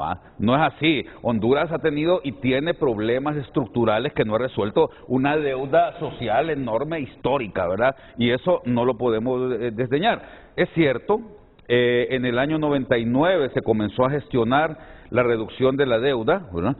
Y en ese sentido pues había menos presión. Lo que no quiere decir, por ejemplo, que no hubiese una presión muy fuerte en el tema salarial y de servicio civil. En el año 2005, Renato, siendo yo también un técnico del gobierno ya en una posición un poco más elevada que la que tenía en el 89, metiendo cifras en una base de datos, recuerdo que me tocó a mí darle seguimiento a un programa a un sectorial del Banco Mundial de 60 millones de dólares que nos iban a desembolsar el Banco Mundial, ¿no? Y no lo desembolsó, Renato. ¿Sabes por qué? En el 2005, estoy hablando del gobierno de Maduro, no lo desembolsó porque el gobierno no cumplió con un requisito que le pedían para desembolsar, lo que era una nueva ley de servicio civil. Y recuerdo que los personeros del Banco Mundial me preguntaron a mí, en el Ministerio de la Presidencia, por qué el gobierno no respetaba o no quiso cumplir con ese compromiso de tener una nueva ley de servicio civil. Hablaba ahí el compañero Sorto del tema de los salarios, y es cierto, los salarios son 42.000 millones de lempiras, ¿verdad? Eso más o menos es como el 40% de la recaudación tributaria, se va solo en pagar sueldos y salarios, ¿verdad? Pero más allá del tema de los sueldos y salarios está el tema de qué es lo que se hace con ese dinero, cuáles son los puestos que existen en el gobierno, ¿verdad? El otro día yo fui al Ministerio, a la Secretaría de Coordinación General de Gobierno, que era mi territorio cuando yo terminé en el 2014, y me dio risa porque yo llegué y había dos personas en la parte de en la recepción hay dos personas en casi cada puesto. Entonces, esos elementos que no hemos logrado solventar en el país son los que tienen al país ahogado y con falta de inversión, que ya hablaba Ismael. Entonces, yo creo que es bien importante puntualizar en ese tipo de cosas. Otro elemento que yo creo que es bien importante mencionarlo, Renato. El Banco Central, vos lo preguntaste y yo te respondo. El Banco Central da unas cifras que no es que sean falsas, son verdaderas. Lo que sucede, y ahí yo quiero hacer hincapié en esto para que la gente lo entienda, no es que la macroeconomía está bien, como dicen, y que la microeconomía está mal. Ese es un error. El problema es que los indicadores que el Banco Central presenta son indicadores coyunturales, indicadores de corto plazo. Déficit fiscal, déficit en cuenta corriente, tipo de cambio, inflación, etcétera. Eso es, y yo lo puse en un artículo, que por cierto el artículo le puse pobre macroeconomía pobre, porque todo el mundo habla de la macro sin entenderla muy bien. Miren, cuando usted dice tenemos una inflación del 5%, que es baja, ¿no? Yo no dudo de esa cifra. Cuando usted dice nuestro déficit fiscal es del... Eso podemos discutirlo, ¿verdad? Si es del 5 punto tanto como dice el gobierno, o si va a ser del 10, ¿verdad? Cuando usted habla de un tipo de cambio relativamente estable, ¿verdad?, a lo largo del periodo, no estoy hablando de los últimos 60 días, cuando usted habla de ese tipo de indicadores y quiere vendernos como que la cosa está bien, porque esos indicadores están bien, es como que usted diga, yo tengo el machete mejor afilado, tengo el asadón mejor barnizado, tengo el tractor más pintadito de amarillo, más bonito. ¿Qué me está diciendo con eso? Y si no produjo nada con eso, ¿de qué le sirvió tener el asadón mejor barnizado? Entonces, son los otros indicadores, los indicadores estructurales de los que habla este estudio del Banco Mundial, que me parece que están muy bien, los que tienen sentido para la gente. ¿Cuánto subempleo hay? ¿Cuántas personas andan buscando trabajo y solo encuentran 3 horas a la semana trabajo? La informalidad creciente. ¿Cuántas? Exactamente. ¿Por qué? Eso que acaba de decir José Luis es muy importante. ¿Por qué se va la gente de aquí del país? Fíjate, una trabajadora doméstica aquí en el país bien pagada, supongamos, a la que le pagan bien, se puede decir, gana 6.000 lempiras, 7.000 lempiras. Esa trabajadora doméstica vive allá en la colonia Ulloa, y resulta que su vecina era trabajadora doméstica también, ganaba 5.000 lempiras, se fue a los Estados Unidos a trabajar y allá gana $10 la hora. Es decir, en un día gana $80, en 5 días gana $400, en 6 días 480, por lo tanto en un mes gana más de $3.000. Ajá, esa persona, esta que gana 6.000 lempiras aquí, se da cuenta que a los 6 meses que se fue la otra muchacha, ya sus hijos tienen televisor de pantalla plana. Ya le pusieron piso a la casa. Pues esa persona dice, ¿qué estoy haciendo yo aquí? Si allá en los Estados Unidos, pudiendo hacer el mismo trabajo, puedo ganar mucho más y mejorar la situación de mi hogar. Esa situación, que es lo que José Luis hablaba, que se llama productividad de los factores, del factor trabajo en este caso, ahora, es lo que impide que en el país haya los ingresos suficientes para que la gente pueda vivir mejor y no se tenga que ir del país. Sobre esos temas es lo que tenemos que discutir y hablar. Y cuando me preguntás, y con esto cierro, si el país está quebrado o no, la respuesta es un sí total. ¿Por qué? Porque, como ya bien decía mi amigo acá, Ismael, evidentemente el gobierno está quebrado. Una empresa de energía que tiene 70.000 millones de lempiras de deuda y que no la puede pagar, que realmente, si nos atuviéramos a cómo debe funcionar una empresa, ya deberíamos estar a oscuras. Lo que sucede es que se está haciendo un esfuerzo importante para no dejar al país a oscuras, y hay que, esto por temas de gobernabilidad, ¿no? Entonces tú ponderas los empresarios que generan energía. Porque eso es lo que estás haciendo, ponderarme a los empresarios. Es que mira, ellos mismos se dan cuenta de que si ellos cortan el suministro, a pesar de que les deben, ellos mismos saben que si cortan el suministro, ellos mismos se hunden. Eso es como querer ponerle la bomba al Titanic, ¿verdad? Es Porque decir, mira, la reacción más fácil de los hondureños, incluido yo, es satanizar a los generadores correcto, de energía pero por los contratos y yo leoninos. no lo estoy No lo defendiendo, hicieron solo. y yo no lo estoy defendiendo, Renato, bajo ningún punto, pero acá el tema es, si tenés un gobierno que le ha provocado al país una deuda que además de impagable, Renato, que además de compleja, es que el gran problema es que cuando uno se endeuda para el futuro. Cuando vos construiste tu casa, vos lo hiciste confiando, por eso la confianza es tan importante en economía, asumiendo que vos ibas a tener los ingresos suficientes en el futuro para poder pagarla y que esa casa te va a mejorar tu situación de vida. Eso no está sucediendo en el país, porque el país ha contraído deuda sabiendo que en el futuro esa deuda no te va a servir para crecer, para mejorar económicamente. Entonces, el problema es, y los economistas esto le llamamos efecto desplazamiento, que el sector público ha apretujado tanto al total del país que no le permite forma de mejorar su productividad. Y a eso sumémosle la falta, repito, a pesar de que utiliza tanto dinero público el gobierno, ¿no? Porque solo este año van a ser más de 180.000 millones de lempiras en el gobierno central, sin hablar del sector descentralizado. Y eso no te sirve de nada, vas a tener un sistema educativo todavía maltrecho, en donde los niños que entraron, las niñas que entraron en el año 2020 a primer grado, Renato, una niña que en el mes de febrero del 2020 entró a primer grado, este año 2021 va a tercer grado, porque a todos los pasaron, y no sabe leer y escribir.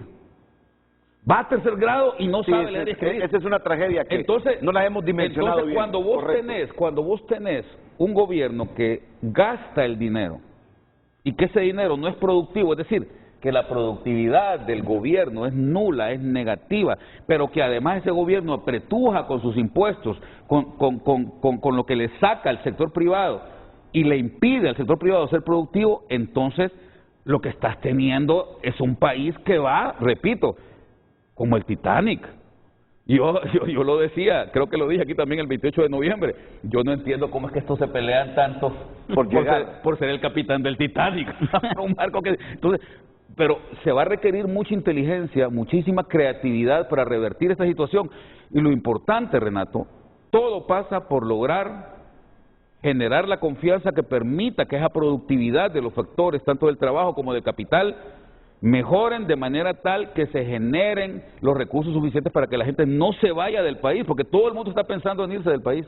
Porque tampoco podemos pasar los siguientes 4 años justificando al gobierno de que no tuvo éxito porque heredó un país quebrado y prácticamente a punto de hundirse como el Titanic. Porque entonces, Ismael, ¿para qué tantas promesas nos hicieron en campaña de que iban a cambiar las cosas? Mira, yo creo que uno aquí, y ayer me reclamaba Carlos Orvin Montoya y me decía, mira Renato, me dice, ustedes como Televicentro van a jugar un papel muy importante en los próximos 4 años con este gobierno, dice. Ustedes por su nivel de influencia, porque los ve toda la gente, como el medio de comunicación más importante, van a jugar un papel sumamente trascendental. Pero ¿qué me quieres decir, Carlos? Le digo. Y hoy voy a reflexionar sobre lo que están diciendo ustedes.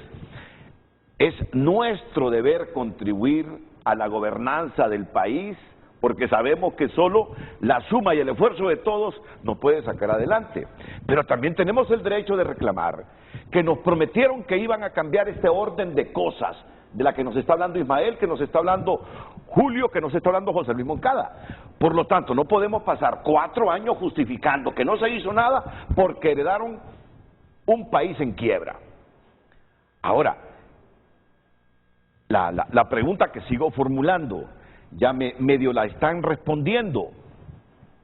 En esta situación de país, ¿qué tan fácil, qué tanta certidumbre tienen ustedes por lo que hemos visto en estos meses de transición, que los nuevos administradores de Honduras van a cambiar el orden de cosas y le van a dar una vuelta a esto? ¿Cuánto va a costar esto? Como tenemos tantas expectativas los hondureños, ¿cuánto debemos esperar para ver un poquito de luz en el horizonte? Bueno, mira, solo permítanme ir a una pausa y luego me responden, porque quiero escucharlos, claro. y hacer una aclaración. Cuando yo les dije a ustedes, porque hasta ahora están hablando de que el país está quebrado, previamente les dije, ¿verdad? No. Te voy a invitar a que revises mis columnas todos los sábados. Yo desde hace 8 años. Yo les hice la pregunta solo para ponerle un poquito de condimento al asunto, pero yo conozco la conducta de ustedes en estos últimos años. Porque me está enviando un mensaje Totifar, el expresidente de la Cámara de Comercio e Industria de Cortés. Todos esos indicadores los mostrábamos, los cuales se deterioraron año por año. Y yo debo decir que la Cámara de Comercio e Industria de Cortés fue una cámara muy crítica. Fue muy crítica cuando Jorge Fara la presidía o cuando el mismo Pedro Barquero la estaba presidiendo. No, yo se los decía porque de repente hay gente que en sus casas dice, miren a eso, ahora que ya solo le faltan como 7 o 8 días al gobierno, están diciendo que está en quiebra ese gobierno, que es un desastre. Solo por eso se los hice, pero yo conozco el comportamiento del FOSDE, de Ismael Cepeda, de José Luis, el FOSDE de toda la Julio vida ha sido Raudales. crítico. Correcto. Desde hace 25 años el FOSDE ha sido crítico. Y propositivo. En eso no hay también duda. es un elemento a resaltar. Para cambiar el país se necesitan 20 años, me dice Rubén Sorto. La presidenta Castro no tiene una varita mágica. Se necesita insertar al hondureño en la economía global. Así concluye. Para cambiar el país se necesitan 20 años. La presidenta Castro no tiene una varita mágica. Se necesita insertar al hondureño en la economía global. Ya. Si usted coincide con ellos, pues voy a seguir esa línea de pensamiento para hacer la siguiente pregunta. Si el país está en quiebra y las expectativas de los hondureños son enormes de que nuestra vida va a cambiar con el nuevo gobierno, debemos irnos preparando para qué, ya, todos los hondureños. Sin que justifique el gobierno que la falta de éxito que haya es porque heredó un gobierno, porque heredó un país hecho una miseria. Porque la obligación de ellos es comenzar a revertir lo malo que tenemos. Pausa y enseguida los economistas. Comienzo con Ismael Cepeda, José Luis Moncada, Julio Raudales. De inmediato damos lectura a los mensajes que nos llegan a las redes sociales Frente a Frente HN en Facebook, contestando a la pregunta: a la luz de los últimos informes del BID y Banco Mundial, ¿son creíbles las cifras que nos deja el gobierno de Juan Orlando Hernández? Nos dice Eduardo Ulloa: si el segundo mandato presidencial del mitómano Juan Orlando Hernández es producto de una reelección espuria e ilegal, significa que el pecado original es la reelección espuria. Por consiguiente, todo lo que se derivó de ella, como ser leyes, contratos, etcétera, es nulo. Nos dice Zúñiga Pablín: bueno, pero creo que si un banco presta dinero a un corrupto, es porque también son corruptos. Todos sacan una ganancia y que el tonto pueblo pague con los impuestos o extorsiones. Dice Javier Maldonado: puras mentiras. Dejaron al país endeudado, en quiebra, saqueo por los corruptos y banqueros. Mejor deberían de hablar de los contratos, quienes se hicieron millonarios a costillas del Estado. Jaime Coello: buenos días. El Congreso no es un órgano para ofrecerlo a quien únicamente sacó 10 diputados. La separación de poderes lo cuestionamos en 12 años. ¿Y por qué ahora es malo que sea en el Congreso que se elija al presidente de este poder? Queremos independencia de los 3 poderes. Arena Peter: en realidad el detalle está en que no habrá separación de poderes, tampoco si queda libre en el Ejecutivo y en el Congreso. Así que el acuerdo más bien evita que un solo partido esté al frente. Ángela Delso Reyes: hay gente que cree en la Llorona, el duende, y de eso se valen quienes nos mal gobiernan. Seguimos, Tomás. Bueno, es que esas reacciones son de los primeros comentarios de ustedes. Ya estamos en otra cosa, ya estamos con otra temática, con la económica, ya estamos con la temática económica y las expectativas que hay en la gente. En ese sentido, Ismael, ante esta realidad de Honduras y con el nuevo gobierno, ¿para qué debemos prepararnos los hondureños que creemos que de la noche a la que de la noche a la mañana nuestra situación de precariedad va a cambiar? Bueno, en primer lugar creo que debemos de llenarnos de mucha paciencia. Creo que va a ser una virtud para el pueblo hondureño tenerla, a pesar de que existen ciertas complejidades económicas, sociales, políticas, y que, por ejemplo, el tema de las caravanas que salió en esta semana, pues prácticamente es un reflejo que no hay mucha confianza en el nuevo gobierno, sobre todo porque hay en la región algunos hechos o algunas acciones que hubo, por ejemplo, cuando ganó Nayib Bukele, cuando estaba lo más álgido de las caravanas en el Triángulo Norte de Centroamérica, solo con el gane y la expectativa que tuvo la gente en El Salvador redujo en más de un 40% la migración, y entonces uno hace la comparación con Honduras, que si realmente hay expectativas altas y si hay confianza de que se va a cumplir enormemente las propuestas y propaganda que hubo antes de las elecciones, pues posiblemente entonces debemos de llenarnos de mucha paciencia. Sin embargo, también debemos de tener la exigencia de una administración transparente que rinda cuentas, y eso también lo coloca los informes que estamos hoy discutiendo, tanto del BID como el Banco Mundial.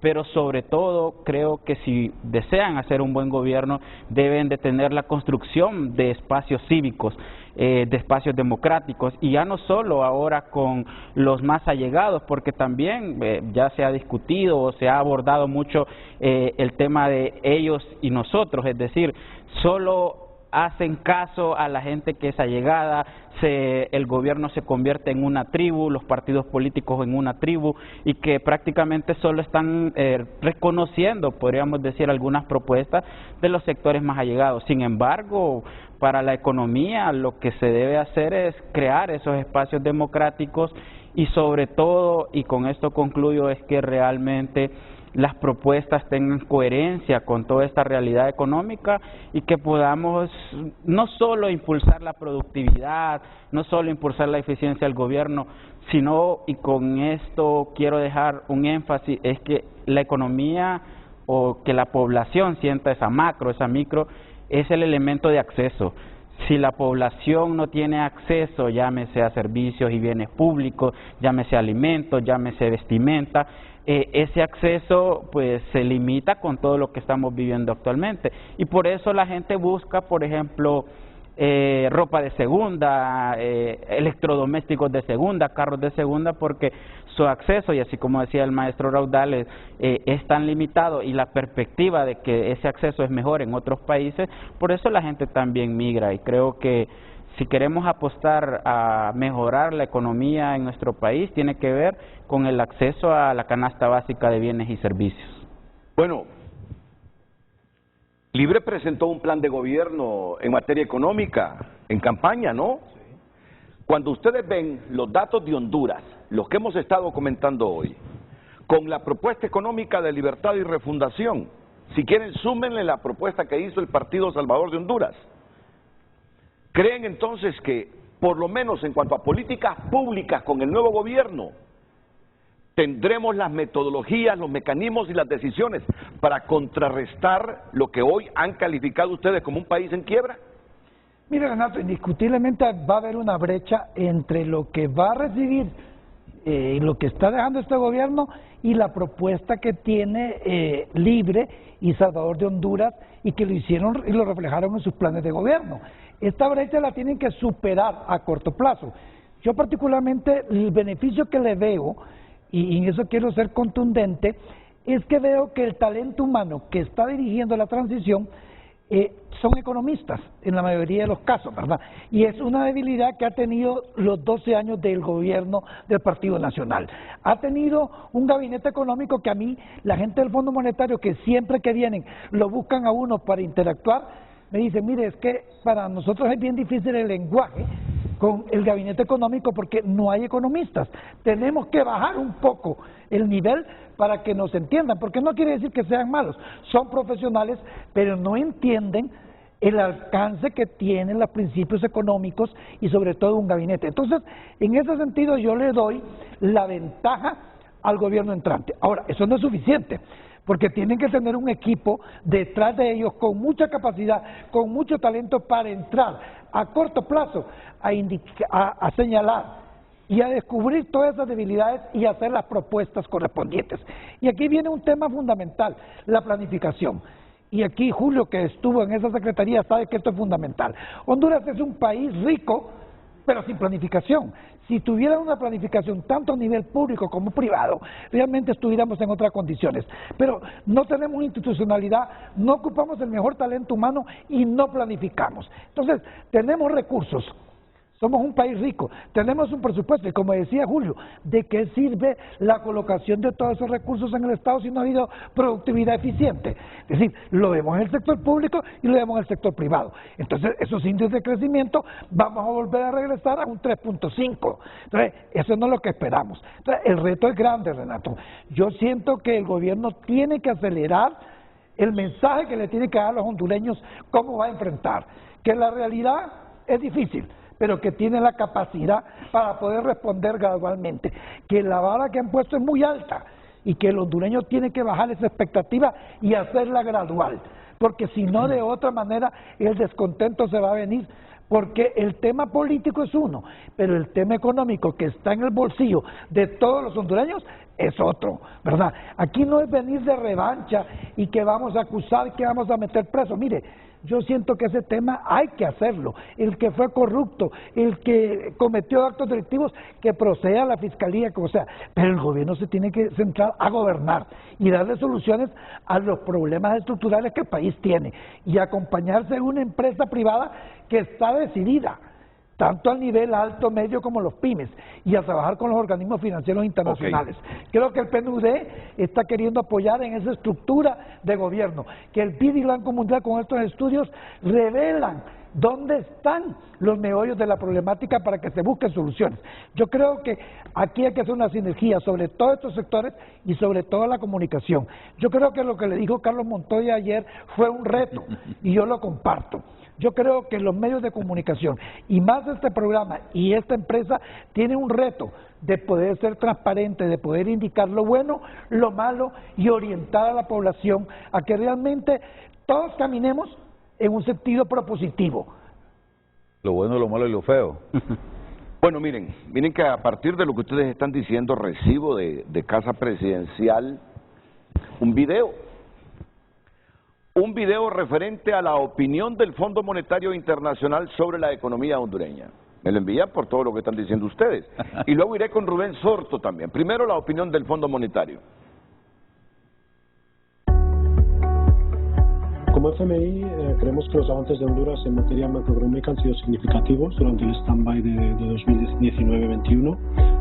Los choques del COVID y las tormentas tropicales, lógicamente, resultaron en una caída de ingresos, caídas de gasto importantes. Como en todos los países que recibieron este tipo de choques negativos, el déficit fiscal y la deuda pública aumentaron de manera significativa en 2020 y 2021. Pero creemos que es importante destacar que estos aumentos se dieron dentro de la flexibilidad que permitía la Ley de Responsabilidad Fiscal, mediante el uso de las cláusulas de escape que se contemplan en esta ley, al mismo tiempo que se mantenía el objetivo de las políticas prudentes en el mediano plazo, y esto es un ancla importante, ¿no?, para la credibilidad de la política fiscal en el país. Aun teniendo en cuenta los retos que la crisis ha planteado a nivel mundial, nosotros creemos que en Honduras el nivel todavía moderado de la deuda respecto al tamaño de la economía y la credibilidad que le ha dado el hecho de manejar la crisis dentro de este marco de la Ley de Responsabilidad Fiscal dejan a la economía hondureña en una buena situación para alcanzar un crecimiento sostenido e inclusivo en los próximos años. Mire, ¿sabe qué le puedo decir? Se parece lo que ustedes me dicen a lo que está diciendo Jaume Puig. ¿Sabe qué es lo que le puedo decir yo? Amigo mío, al amigo Jaume, al amigo Jaume le voy a decir. Mire, traten de no meterse de no poner en entredicho la credibilidad de las instancias que representan. Es una pena que estas personas, a quienes yo respeto profesionalmente, se dobleguen ante una solicitud de este tipo que les hace el gobierno, ¿verdad? La verdad es que repito, eso contrasta fuertemente con lo que la gente realmente siente. Yo vuelvo a lo mismo, es como que vos le digas, y perdónenme que sea redundante en esto, como que vos le digas a la gente que yo tengo bien afiladito el machete, ¿verdad? Y por eso está buenísimo esto. Si no haces nada con el machete no te sirve de nada, ¿verdad? Entonces me parece que es penoso. Julio, pero sobre todo el video está muy bonito, pero entonces ¿por qué la última revisión no concluyó? Vamos a hechos concretos. El video está muy bonito. A mí me parece que lo utilizaron. Lo utilizaron, indiscutiblemente. Pero porque el acuerdo último del Fondo Monetario Internacional estaba ligado estrictamente y básicamente a la decisión de la empresa que no se cumplió. Renato, pero es que volvemos a lo mismo. A ver, cuando vos hablas de la macroeconomía tenés que verla toda en su conjunto, ¿verdad? Entonces, si vos cumpliste con un indicador y cumpliste con otro, pero no lograste que un elemento cuadrara, terminara de cuadrar, estás fracasado, ¿verdad? Entonces, el problema del país está en que temas fundamentales como la gobernanza, la certidumbre, la credibilidad de las instituciones no se ha cumplido y eso tiene fracasado absolutamente todo el modelo económico en el cual el país se ha metido a trabajar. Entonces, si no cambiamos ese asunto, el país va a seguir caminando en el viacrucis. Pero mira lo que nos dice, que tenemos una deuda moderada para el tamaño de la economía. Ahí es 16.000 millones de dólares. ¿Cuánto? De 21.000 millones de lempiras. ¿Cuánto tenemos que meter del presupuesto nacional del servicio de la deuda? Pero es que eso es lo que no dicen. Mira, ahí es donde yo siento, ahí es donde yo siento que se equivocan. Mira, y lo enseño yo en mis clases de economía en la universidad. No comparen flujos o stocks. El PIB es un flujo, el stock de la deuda, eso no se puede comparar, hombre, es un error. Y me extraña que una persona del Fondo Monetario Internacional, que tiene, yo creo que algún libro de macroeconomía ha leído, espero, esté haciendo ese tipo de comparaciones. A ver, compara el flujo de lo que tenés que pagar vos en servicio de deuda con el presupuesto o con los ingresos tributarios. Esos son dos flujos. Esa es una regla básica de la contabilidad. No estoy hablando de economía, estoy hablando de contabilidad. Y no la cumplen. A ver, estamos pagando, José Luis, el 60% de los ingresos tributarios en servicio de la deuda. ¿Qué nos queda para invertir entonces? Correcto. Entonces, ese es el problema. Así tenés que visualizarlo, si no estás errado, amigo. Te lo digo sinceramente, yo con Jaume he hablado un montón de veces y repito, no se preste, amigo, cuando a su otro país que va a ir, no se preste a hacer este tipo de cosas porque los gobiernos son tramposos. Yo he estado ahí y yo sé cómo se fraguan esas cosas y forzan a los representantes de los organismos a que digan lo que ellos quieren. Bueno. Y si no, los amenazan. Mire, yo estuve en una reunión, no voy a decir nombres, pero estaba la canciller, la ministra de la Presidencia, ya saben quiénes son, el ministro de Finanzas y otra persona, viendo a ver cómo le mandábamos una nota amenazando al representante del Banco Mundial por unas declaraciones que había hecho. Y el pobre, el hombre allá en Washington me llamaba a mí, me decía, te suplico que me ayudes, Julio, me van a sacar del país, van a acabar con mi carrera en el banco. Ese es el drama que viven muchos representantes de organismos internacionales aquí. Se retira el 15 de febrero. Yo he visto a un canciller llamar a una representante del PNUD delante de mí cuando yo era ministro, a un canciller y le dice, mañana mismo yo viajo a Nueva York y le pido al secretario general de la ONU que lo saque de Honduras. Ese pobre representante temblaba. Entonces, no hagamos esas cosas, no nos prestemos a hacer esas cosas porque le hacemos un gran daño a nuestra carrera, a nuestra institución, a la institución que representan, y estamos queriendo engañar a un pueblo que no se deje engañar. Hombre, ya quedó claro que la gente no se deje engañar. Fue 1.700.000 personas fueron a votar en contra del actual gobierno el 28 de noviembre y no fue de gratis. Entre otras cosas, ¿sabes una cosa? Por 2 millones, los otros. Yo te aplaudo por tener la valentía, ya que has estado en la administración pública, de denunciar cómo algunos gobiernos le tuercen el brazo a los representantes de los organismos multilaterales de crédito para que respondan a sus intereses, por lo menos para que el mensaje público responda a los intereses partidarios y políticos del gobierno de turno. Te aplaudo por tener el valor de decir eso. Y además, tú dijiste algo que se lo escuché ya hace mucho tiempo, no hace mucho tiempo, el año pasado, a mucha gente en Honduras, sobre la situación disfuncional de nuestra economía, que la mitad del Producto Interno Bruto se lo consume el gobierno. Escuchaba a Juan Carlos Sicafi quejarse, ¿cómo vamos a salir adelante si la mitad de la riqueza que generamos se la consume el gobierno? Y muchas veces improductiva, que uno no mira que se reduce la pobreza y que mejora el país.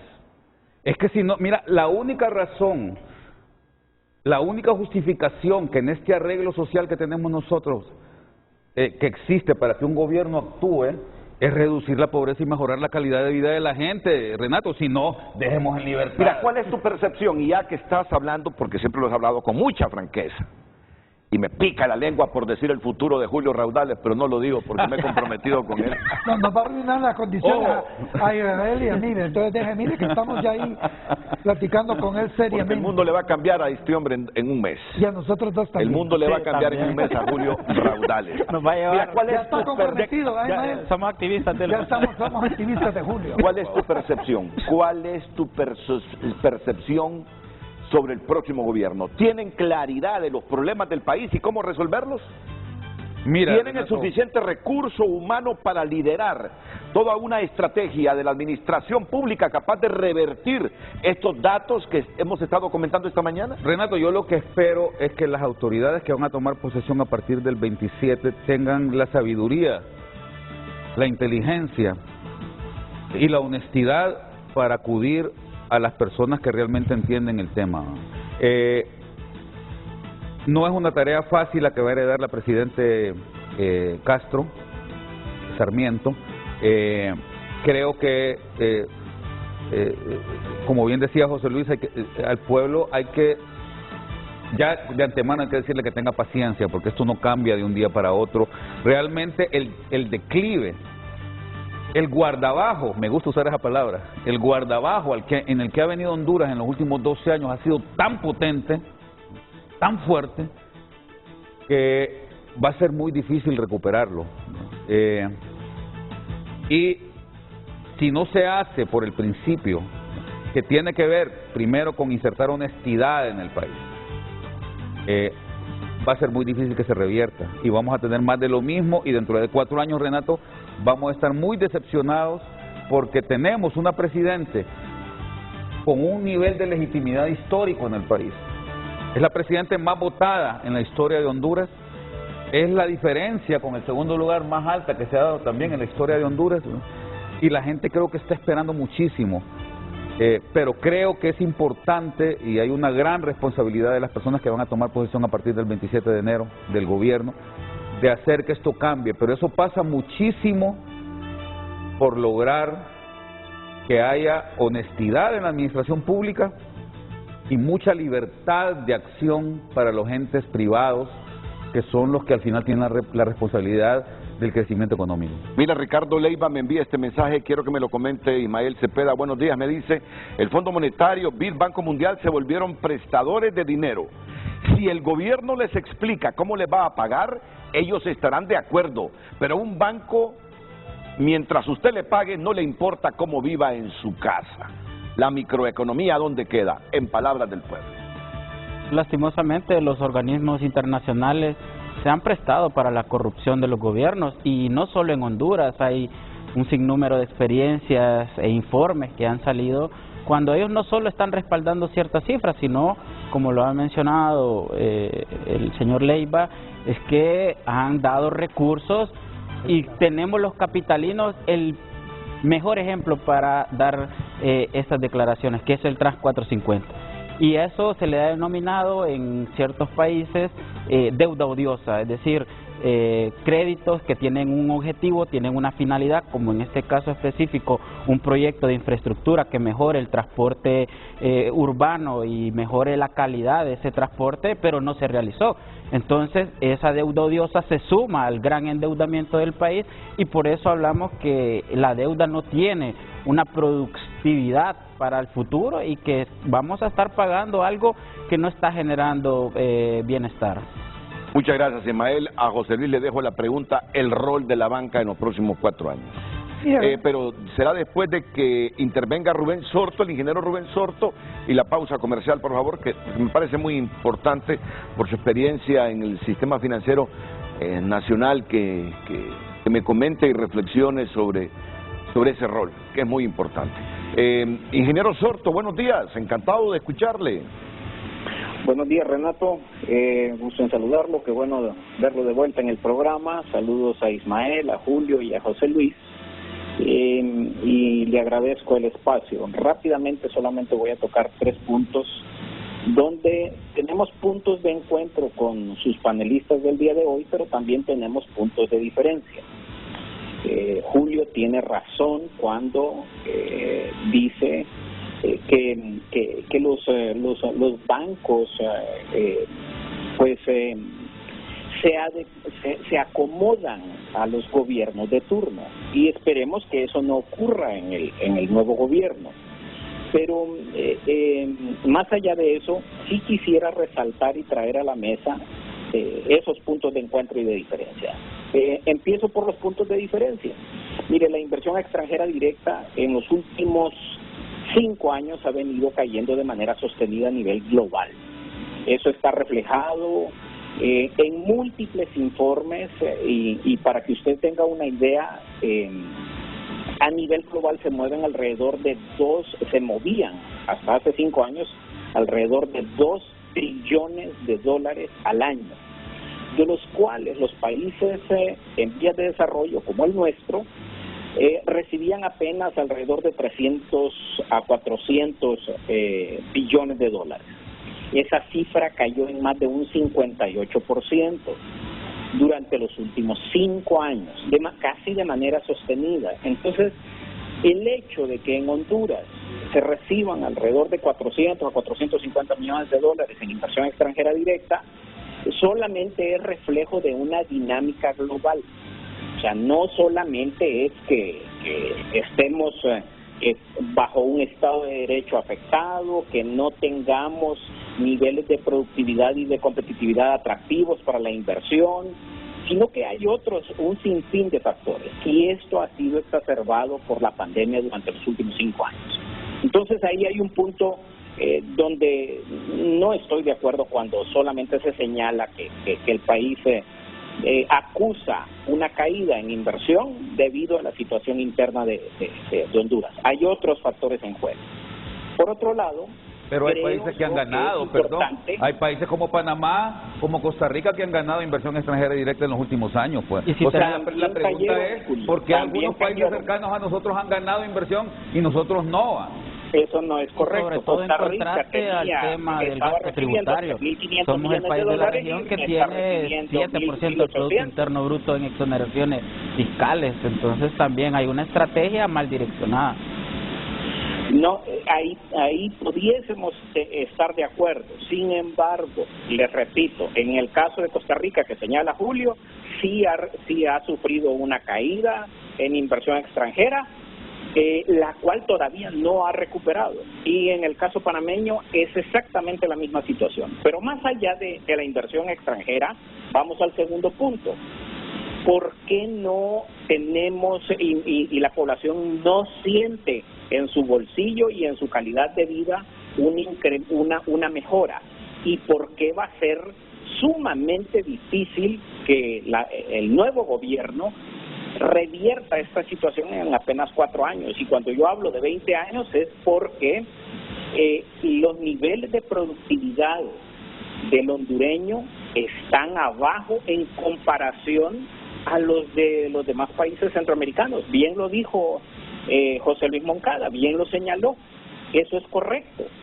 Dependiendo de ese nivel de productividad, así va a ser el crecimiento económico y así se va a ver reflejado en el ingreso y en la calidad de vida. Hay un índice muy importante que debemos de voltear a ver, el índice de progreso social, y ahí está el Estado de Derecho, la eficiencia en el uso del recurso público, transparencia, niveles de corrupción. Ahí tenemos un punto de encuentro todos. El índice de progreso social a Honduras lo coloca en la posición 108. Realmente hay mucho trabajo por hacer. Y cuando yo hablo de 20 años, hablo de se necesita invertir fuertemente en educación, en reentrenar a toda la masa laboral de maestros para poder meter al hondureño en la economía global, en la economía del siglo XXI. Nosotros tenemos capital humano para el siglo pasado, no para este siglo. Y en eso yo creo que todos vamos a estar de acuerdo. ¿Por qué? Porque nuestro sistema educativo y nuestro sistema de salud, ambos han sido mermados en sus habilidades y capacidades. Y por último termino con esto, que es importante que lo dejemos. Atraer inversión a Honduras no va a ser fácil, no le va a ser fácil a este gobierno. ¿Por qué? Porque nada ha cambiado. Durante los últimos, y usted lo ha dicho muchísimo, Renato, 2, 3 años tenemos a nuestra niñez y nuestra juventud sin recibir educación en sus casas. Muy probablemente esa sea la mayor de las tragedias de Honduras, y ahí es donde radica la razón por la cual la pobreza también se ha enraizado en el país, porque no tenemos capital humano formado para este siglo. Entonces, solamente quise traer esos puntos a colación. Le repito, son puntos de coincidencia, pero también hay puntos de diferencia. Muchas gracias. A usted, ingeniero Rubén Sorto, la pausa comercial, el rol del sector financiero nacional en el nuevo gobierno, reflexiones de José Luis Moncada más adelante. Hoy en Tu Nota es presentado por Banco de Occidente. Cumplimos 70 años y reiteramos que apoyando al pequeño de hoy, hacemos el grande del mañana. La noticia es dinámica y cambia a cada momento, y ya cambió justamente la portada de tunota.com a esta hora de la mañana. ¿Cuánto ganan los diputados en Centroamérica? Es la pregunta. Estos son los sueldos de los parlamentarios de cada país. Ingrese y entérese. El gobierno de Costa Rica se disculpa por polémica guía que indicaba a mujeres turistas cómo vestir y comportarse. Entre 24 y 26 mil personas podrán asistir a toma de posesión de Xiomara Castro de Celaya. Ratificación del tratado limítrofe entre Honduras y Nicaragua en agenda del Congreso. Libre no acompañaría sesión. Estas y otras noticias disponibles para usted en tunota.com, porque si está pasando, está en tunota.com. Y por cortesía de Banco de Occidente cumplimos 70 años. Reiteramos nuestro compromiso. Apoyando al pequeño de hoy, hacemos el grande del mañana. Vamos a la pausa y regresamos. Hoy en Tu Nota fue presentado por Banco de Occidente. Cumplimos 70 años y reiteramos que apoyando al pequeño de hoy, hacemos el grande del mañana.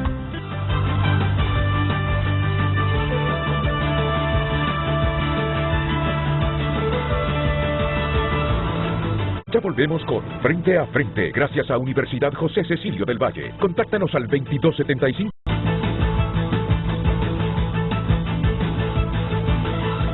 Bueno, un sector del que siempre se quejan todos los gobiernos es del sector financiero, sobre todo con los créditos. Los últimos presidentes los he escuchado quejándose, los últimos 3, 4 presidentes quejándose sobre el rol de la banca. ¿Qué lecciones hemos aprendido en estas últimas décadas en torno a la posibilidad de que se abra un poco más la banca con los créditos en un país que necesita volver al campo y mejorar la parte agrícola, José Luis? Mire, indiscutiblemente la banca es como la columna vertebral de la economía. De ellos depende mucho el impulso que pueda tener los diferentes sectores, porque es generador de riqueza, ¿verdad? Para mí es fundamental. En este momento tenemos un exceso de liquidez y una demanda sustantiva de créditos. El ahorro ha crecido y se ha mantenido. Para mí es fundamental el papel del ente supervisor, que es la Comisión Nacional de Banco y Seguros, que yo creo que hay que hacerle una revisión, un replanteamiento, porque yo que fui presidente creo que la comisión, más allá de velar el cumplimiento de la norma y que se cumplan las reservas técnicas y una cantidad de situaciones de norma internacional, tiene que ser un aliado estratégico que realmente se sienta y pueda ver que el sector bancario pueda ser más eficiente. En primer lugar, la política monetaria tiene que generar condiciones para que usted pueda tener, no tener una carga excesiva en las inversiones obligatorias, en el encaje, en la tasa de política monetaria. La banca tiene que ser más eficiente, bajar ese costo que tiene para que ese diferencial de tasa pasiva activa pueda generar una condición mejor. Yo sí siento que la normativa técnica puede flexibilizarse en el sentido de poder generar condiciones diferenciadas para créditos a los pymes, al agro y a la vivienda social. Yo sí creo que hay condiciones para que la comisión pueda crear condiciones para que la banca pueda arriesgar más y colocar recursos realmente a ese sector que está necesitando, como las pymes. Y otro tema es que el Estado también tiene que actuar en forma inmediata en lo que es Banadesa, rehabilitar Banadesa y fijar un banco de desarrollo agrícola sustantivo que en conjunto con la banca privada pueda tener la confianza y la credibilidad para entrarle al agro, que es uno de los sectores que genera más empleo, más riqueza y que diversificado puede generar una exportación interesante.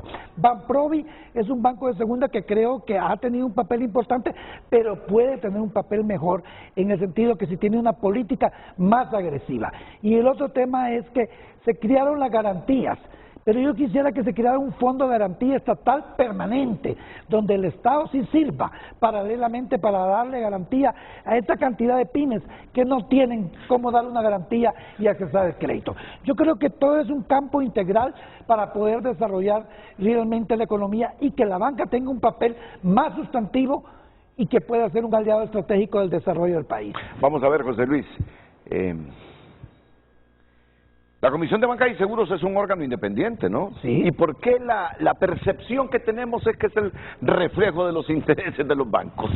Mire, no debería ser así. Esa es la percepción que tenemos de la Comisión de Banca y Seguros, históricamente. De los intereses del Estado y a veces de los bancos.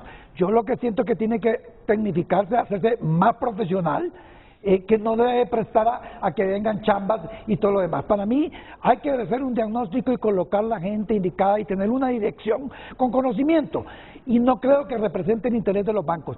Yo lo digo honestamente, hay que exigirle que cumpla las normas prudenciales nacionales e internacionales, pero al mismo tiempo trabajar en conjunto para hacer un papel dentro de la economía del país. Muy bien. Yo no creo que dependan necesariamente de la banca. Carlos, Julio te mandó una gráfica del último informe del Banco Mundial en relación a Honduras.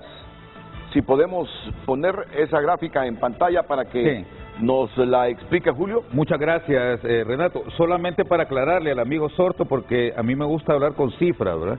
Y él contradijo lo que yo había argumentado acá. Yo le invito a que mire el informe de la CEPAL del último año, en donde aparece claramente Costa Rica, entre el 2015, que él señalaba, tenía 2.956 millones de dólares de inversión extranjera directa y la ha mantenido en 2016, 2.620, 2017, 2.975, 2018, 3.075 y 2019, 2.700.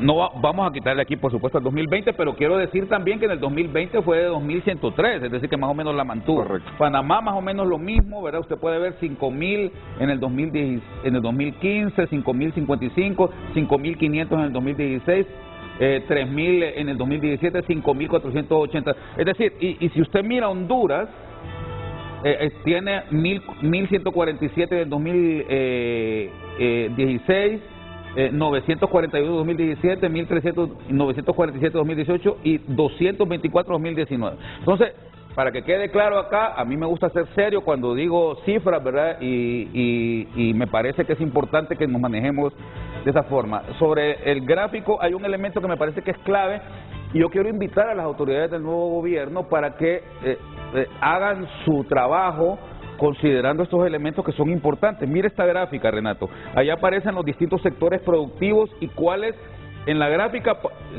si vemos el eje vertical, lo que estamos viendo es cuál es la productividad de cada sector, y en el eje horizontal aparece cuál es el cambio en el empleo que se genera cuando mejora.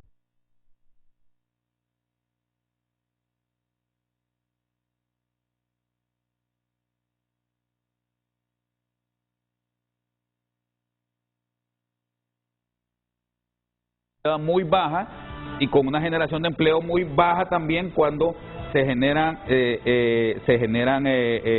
cambios en la productividad. Y mire en el eje este de la derecha arriba, como lo que decía Ismael, ¿verdad? Lo que más productividad genera, que es el sector financiero, el sector transporte y comunicaciones, ¿verdad? También genera más empleo cuando mejora la productividad, ¿verdad? La administración pública todavía está con una productividad más o menos, con una generación de empleo relativamente baja, pero con una productividad que puede mejorar bastante. La manufactura, que es un sector importantísimo, y que debemos mejorar su productividad, ¿verdad? Entonces, es bien importante que nos fijemos en esto para apuntarle a cuáles son los motores del crecimiento económico en el país para los próximos años. Si es que me preguntas hacia dónde deberíamos de dirigirnos, creo que este es un buen mapa, ¿no? Ok. Recapitulemos entonces en orden descendente. En orden descendente, lo más, o sea, hay que ponerle mucho énfasis a lo que estábamos hablando ahorita, al sector financiero, la intermediación, ¿verdad? Eso genera cambios importantísimos, y si mejoramos la productividad, si hacemos que esto se vuelva más democrático, el tema del sector financiero, esto puede generarle mucho crecimiento al país en el corto plazo. El tema del transporte y los servicios de comunicaciones también, ¿verdad? Hay un elemento importante, el tema turismo, ¿verdad? Los retail, los restaurantes, ¿verdad? Son importantes para generar también más empleo, aunque su productividad actualmente baja, entonces hay que mejorar esa productividad también. Y quizás un reto grande en el que debemos de seguir concentrándonos es en el tema de la agricultura, porque ahí es donde se genera más empleo, pero su productividad es muy baja. Muy baja. Y diversificar. Préstamos, tecnología, y eso todo eso. afecta muchísimo, te quiero decir, el tema de la competitividad del país. No tenemos que mejorar ese sector, porque en la medida en que mejoremos ese sector, la competitividad va a aumentar. Lástima que no tenemos más tiempo, pero ese tema es muy importante, Renato. Muy bien, le dejaré a don Ismael Cepeda el comentario final después de esta pausa comercial.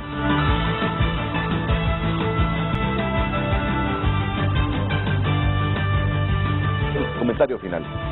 No, sin duda 2 horas son insuficientes, ya que hablamos de productividad, podríamos haber mezclado el tema de la innovación, la propiedad intelectual, que lo mencionan los informes, o por ejemplo también menciona la propiedad privada, el derecho, sobre todo por ejemplo lo que pasa en estos momentos en el AUAN, la seguridad jurídica, que esos elementos también son motores de crecimiento para este siglo.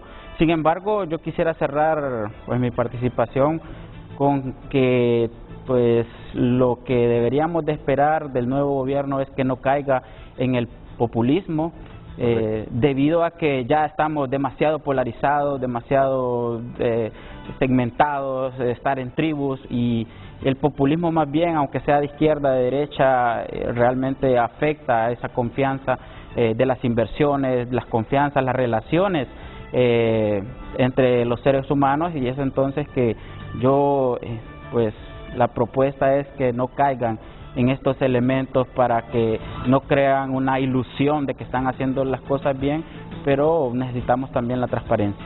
Muchas gracias, Ismael Cepeda, don Julio Raudales, don José Luis Moncada, todos muchas gracias, buenos días, las mañanas del 5 a continuación.